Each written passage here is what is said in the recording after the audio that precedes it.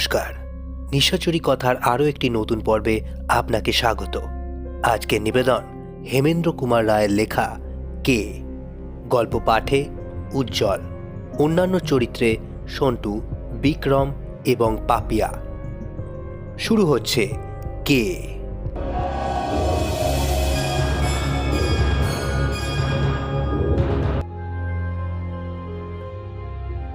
উড়িষ্যায় বেড়াতে গিয়েছিলুম আমি আর রূপলাল। এদেশে সে দেশে ঘুরে ভুবনেশ্বরে গিয়ে হাজির হলুম। এক দুপুরবেলায় খণ্ডগিরি আর উদয়গিরি দেখতে এলুম। যাওয়ার সময় পাণ্ডারা সাবধান করে দিলে আমরা যেন সন্ধ্যা হওয়ার আগেই ফিরে আসি, কারণ খণ্ডগিরিতে নাকি নরখাদক বাঘের ভীষণ উপদ্রব হয়েছে। বাঘের কবলে পড়ে 1 মাসে 5 জনের প্রাণ গিয়েছে। একথা শুনে ভয় পেলুম না, কারণ আমাদের সঙ্গে বন্দুক ছিল। খণ্ডগিরি আর উদয়গিরি দেখতে দেখতে বেলা পড়ে গেল, এবং বেলা পড়ে আসার সঙ্গে সঙ্গেই সারা আকাশ কালো করে শুরু হলো ঝড় ও বৃষ্টি। তাড়াতাড়ি ছুটে এসে ডাক বাংলোর ভিতর আশ্রয় নিলুম। বিকাল গেল, সন্ধ্যাও উতরে গেল, কিন্তু সে ঝড় বৃষ্টি তবু থামল না। বাংলোর বেয়ারা এসে বললে, বাবু, আজ আপনারা এখান থেকে যাবেন কেমন করিয়ে? রূপলাল বললে, কেন? যেমন করে এসেছি তেমন করেই ফিরে যাব, অর্থাৎ উপায় ভর দিয়ে। বেয়ারা ঘাড় নেড়ে বললে, আজ আর তা পারবেন কেমন করিয়ে? একই জ্বর জল, তারপরে শুনেছেন তো? আমি বললুম, হ্যাঁ, বাঘের উপদ্রবের কথা বলছো তো, শুনেছি। বেয়ারা বললে, খালি বাঘ নয়, পেতনির ভয়ও আছে। রূপলাল বললে, তাহলে আজ আমরা এই বাংলোতেই রাত কাটাবো। জীবনে কখনো পেতনি দেখিনি, আজ তাকে দেখব। আর যদি পছন্দ হয় তাহলে পেতনিটিকে বিয়ে করে দেশে ফিরবো। বেয়ারা বললে, বাবু, আপনি জানেন না তাই ঠাট্টা করছেন। বেশ, আপনারা তাহলে আজ এখানেই থাকবেন তো? আমরা বললুম, হ্যাঁ। বেয়ারা বললে, তাহলে আপনাদের জন্য রান্না বান্নার আয়োজন করি গিয়ে। রাত হলো, বৃষ্টি এখনো ঝরছে, ঝড় এখনো গর্জন করছে। রাত্রে খেতে বসেছি, এমন সময় বাংলোর দরজায় ঘন ঘন করাঘাত হতে লাগলো। আশ্চর্য হয়ে ভাবতে লাগলুম, এমন স্থানে এই দুর্যোগে দরজা ঠেলে কে? বেয়ারা চেঁচিয়ে জিজ্ঞাসা করলে, কে? বাহির থেকে ভীত কাতর নারী কণ্ঠে সাড়া এলো, শিগগির দরজা খুলে দাও, নইলে প্রাণে মারা গেলুম। উঠে বেয়ারাটা সেখানেই দাঁড়িয়ে ভয়ে ঠকঠক করে কাঁপতে লাগলো। আমি বললুম, অমন করছো কেন? যাও, দরজা খুলে দাও। বেয়ারা 1 পাও নড়ল না, সেখানে দাঁড়িয়ে তেমনি করেই কাঁপতে লাগলো। রূপলাল তার ভয় দেখে হাসতে হাসতে দরজার দিকে এগিয়ে গেল। বেয়ারা ছুটে গিয়ে দরজায় পিঠ ঠেকিয়ে দাঁড়িয়ে মিনতি করে বলল, পায়ে পড়ি বাবু, দরজা খুলবেন না, ও মানুষ নয়, পায়ে পড়ি। রূপলাল বললে, বলেছি তো আমি পেতনি বিয়ে করতে চাই। ও মানুষ না হলেই আমি বেশি খুশি হব। বাহির থেকে আবার আত্মস্বর শোনা গেল। বাঘ বাঘ, রক্ষা করো রক্ষা করো। রূপলাল আর বাধা মানলে না, বেয়ারাকে এক ধাক্কায় সরিয়ে দিয়ে এক টানে দরজার খিলটা খুলে দিলে। একটা ঝোড়ো হাওয়ার সঙ্গে দরজা ঠেলে তাড়াতাড়ি ভিতরে প্রবেশ করলে একটি স্ত্রী মূর্তি। তাকে ভালো করে দেখবার আগেই বাতাসের দাপটে ঘরের আলোটা নিভে গেল। বেয়ারা হাউমাউ করে চেঁচিয়ে কেঁদে উঠল। সেই অন্ধকার রাত্রি, সেই ঝড় বৃষ্টির হুলস্থুল, সেই পার্বত্য অরণ্যের ঘন ঘন দীর্ঘশ্বাস, সেই অভাবিত ও অজানা নারী মূর্তির আকস্মিক আবির্ভাব, এবং আলোকহীন ঘরের ভেতরে বেয়ারার সেই ক্রন্দন স্বর। এই সমস্ত মিলে চারিদিকে কেমন একটা ছমছমে অস্বাভাবিক ভাব সৃষ্টি করলো। আমি ব্যস্ত হয়ে বললুম, রূপলাল, এই শিগগির দরজাটা বন্ধ করো, আমি আবার আলোটা জ্বেলে দিই। রূপলাল দরজার খিল তুলে দিলে আমি আলোটা জ্বাললুম। কৌতূহলী চোখে ফিরে দেখলুম ঘরের কোণে দাঁড়িয়ে অসীম রূপসী একটা মেয়ে ভয়ে ঠকঠক করে কাঁপছে। তার এলোমেলো চুলগুলো এলিয়ে মুখ, কাঁধ ও বুকের উপর এসে পড়েছে এবং তার সর্বাঙ্গ বৃষ্টির জলে ভিজে গেছে। মেয়েটির বয়স হবে 18 কি 19। ঘরে আর একদিকে মেঝের উপর উবু হয়ে বসে হাতে মুখ ঢেকে উড়ে বেয়ারাটা তখন ফুপিয়ে ফুপিয়ে কাঁদছিল। মেয়েটি প্রথমেই আশ্চর্যভাবে জিজ্ঞাসা করলে, ও লোকটি অমন করে কাঁদছে কেন? রূপলাল হাসতে হাসতে বললে, ওর ধারণা আপনি একটি নিখুঁত পেতনি। মেয়েটি চমকে উঠল। তারপর মুখের উপর থেকে চুলের গোছা সরিয়ে দিয়ে বললে, আমায় কি পেতনির মতো দেখতে? কিন্তু সে কথা থাক, বড় বিপদ থেকেই আপনারা আমায় উদ্ধার করলে। তার বিপদের ইতিহাস হচ্ছে এই। সে খণ্ডগিরি দেখতে এসেছে, কিন্তু হঠাৎ ঝড় বৃষ্টি আসাতে এতক্ষণ সে একটা গুহার ভিতরেই ঢুকে আত্মরক্ষা করছিল। হয়তো সে রাতটা কাটিয়ে দিত, কিন্তু গুহার কাছেই ভীষণ বাঘের গর্জন শুনে প্রাণের ভয়ে সে এখানে পালিয়ে এসেছে। রূপলাল নিজের সিল্কের চাদরখানা খুলে মেয়েটির হাতে দিয়ে বললে, আপনার কাপড় চোপড় তো সব ভিজে গেছে দেখছি। পাশের ঘরে গিয়ে ভিজে কাপড় ছেড়ে আপাতত এই চাদরখানা ব্যবহার করতে পারে। কিন্তু আজ রাতে খাবেন কি? আমাদের তো খাওয়া দাওয়া হয়ে গেছে। মেয়েটি পাশের ঘরে যেতে যেতে বললে, এক রাত না খেলে কেউ মরে না।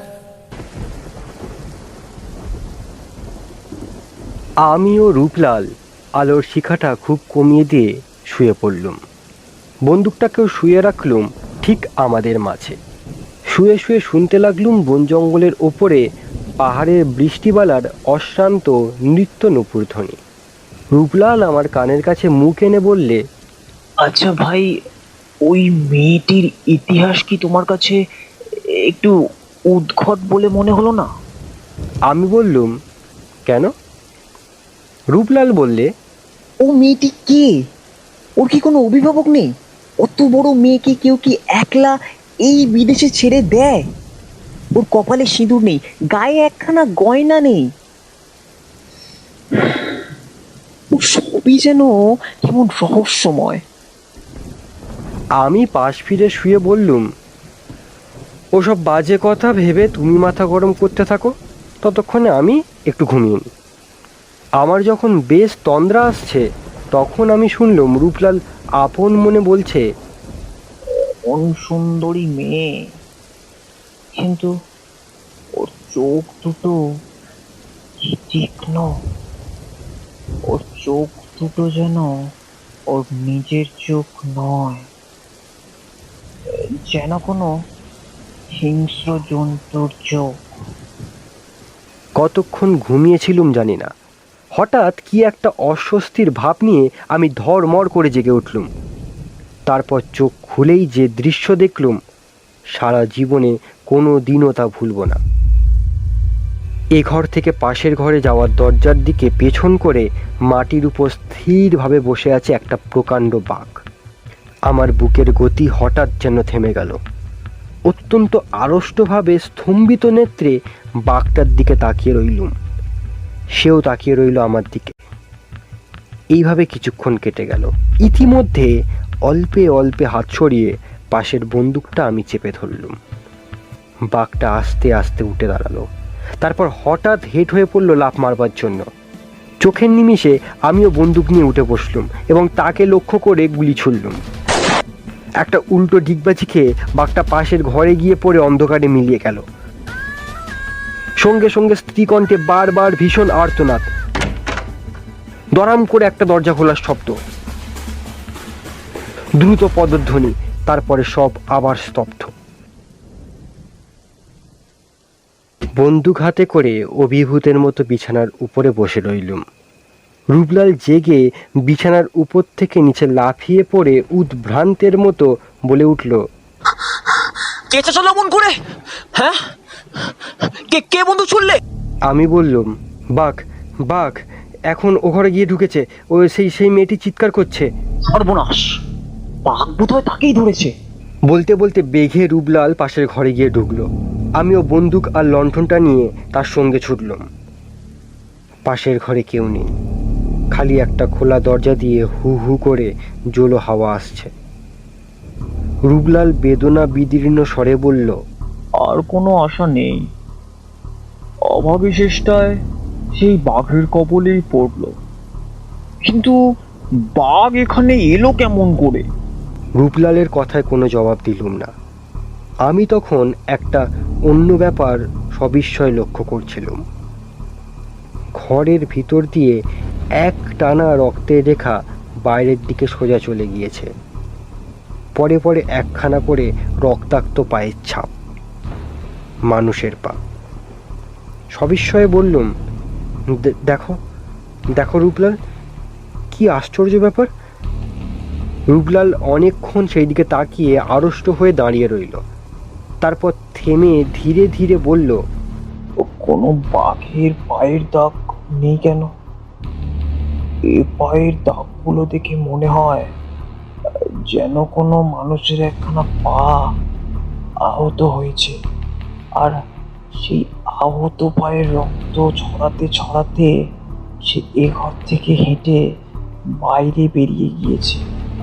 বাঘ যদি সেই মেয়েটিকে ধরে নিয়ে যেত, তাহলে তাকে মুখে টেনে হিচড়েই নিয়ে যেত, আর তাহলে এখানে কখনোই এমন পায়ের ছাপ পড়ত না।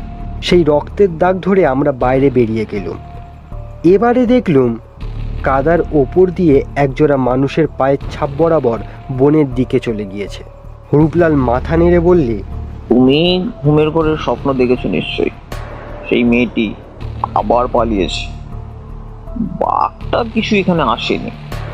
আমি দৃঢ় স্বরে বললুম, আমি নিজে চোখে বাঘ দেখেছি, নিজের হাতে গুলি করেছি, আর সে নিশ্চয়ই আহত হয়েছে। রূপলাল বললে, তোমার গুলি খেয়ে বাঘ কি পাখি হয়ে ডানা মেলে আকাশে উড়ে গেল? দরজার সামনে এই কাদা মাটি, কিন্তু এখানে বাঘের পায়ের দাগ কোথায়? ঘরের ভিতর মেয়েটি ছিল, কেবল সেই যে বেরিয়ে গেছে তার স্পষ্ট চিহ্ন কাদার উপর রয়েছে।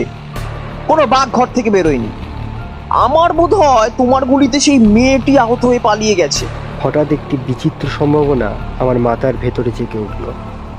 তাড়াতাড়ি রূপলালকে টানতে টানতে আবার ঘরের ভেতরে এনে সজোরে দরজাটা বন্ধ করে দিয়ে সব ভয়ে আমি বললুম, রূপলাল, পৃথিবীর সব দেশের লোকেরই একটা বিশ্বাস আছে, কোনো না কোনো বাঘ নাকি আসলে বাঘ নয়। রূপলাল, আজ রাতে যে স্ত্রী লোকটা এখানে এসেছিল, সে কে? গুলি করলুম বাঘকে, চিৎকার করলে একটা স্ত্রীলোক, এর মানে কি? সে কে? সে কে? রূপলাল অবাক হয়ে আমার মুখের পানে তাকিয়ে রইল। অনেকক্ষণ পরে সে বললে, তুমি কি বলতে চাও? তাহলে তাহলে ওই ওই উড়ে বিড়াটার কথাই কি সত্যি? সত্যি? শুনছিলেন কে, রচনা হেমেন্দ্র কুমার রায়, গল্প পাঠে উজ্জ্বল, অন্যান্য চরিত্রে বিক্রম, সন্টু এবং পাপিয়া। আমাদের এই অডিও স্টোরিটি যদি আপনাদের ভালো লেগে থাকে তাহলে অবশ্যই লাইক করবেন, শেয়ার করবেন এবং সাবস্ক্রাইব করবেন নিশাচুরি কথাকে। আপনারা নিজেদের মতামত আমাদের সাথে কমেন্ট বক্সে শেয়ার করতে পারেন এবং লেটেস্ট আপডেটস পাওয়ার জন্য আপনারা আমাদেরকে ফেসবুক এবং ইনস্টাগ্রামেও ফলো করতে পারেন। ফেসবুক এবং ইনস্টাগ্রাম পেজের লিংক ডেসক্রিপশনে রয়েছে। আমরা আবার ফিরে আসবো ঠিক পরের শনিবার রাত 9টায়। ততক্ষণ শুনতে থাকুন নিশাচুরি কথা।